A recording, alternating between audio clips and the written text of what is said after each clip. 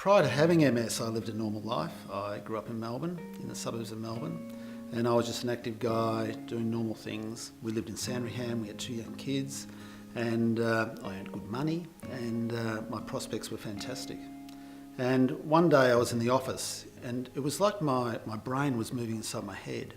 I was sort of dizzy, but not dizzy. And the doctor checked me over and said, "I think you've got an inner ear infection."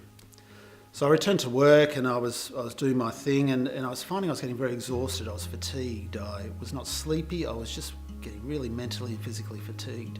It's like a cloud was just descending and affecting my thoughts. And I've also found I was walking slowly. It was like I'd walk with people, but I walked slower than them. I then started having numbness up the left side of my body, and it started at my foot and it worked its way up, and it was like there was a line in the centre of my body, and my fingers just didn't work properly. I couldn't tie my shoelaces, I couldn't write, I couldn't sign my name.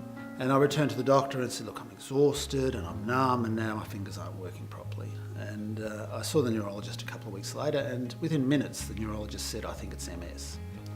And for most people, it would be devastating to hear that you might have MS, and for me it was what a relief to finally have someone saying, "I think I know what it is." But after 6 months I could barely walk. I tried working part-time, I couldn't do that. I just kept on having attacks.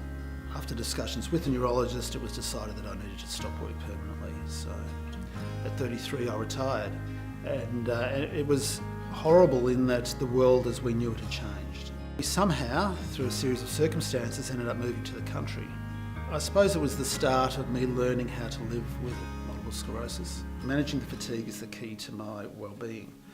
And gradually over time, as I was resting and living a quiet life, I stopped having attacks. And I still had all the problems and the damage on my nerves, but I stopped having attacks. My wife returned to doing some work, and I could take the kids to school or childcare and have a rest during the day and then pick them up in the afternoon. And as time went by, I just got a bit better at doing this, and I gradually integrated back into the community. I got on the local school council, and I got involved in the land care group. And about 6 years ago, I saw a thing about they were asking for MS ambassadors, and I decided that was a challenge that I could do. I've spoken before many groups. I've spoken at fundraising events, I've spoken at inspirational corporate events, and many different things.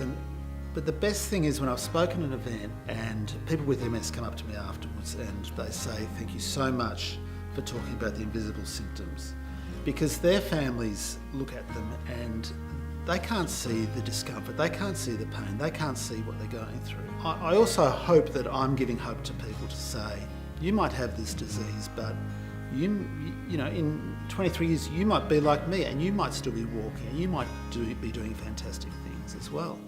And we're all different, and a diagnosis is not the end.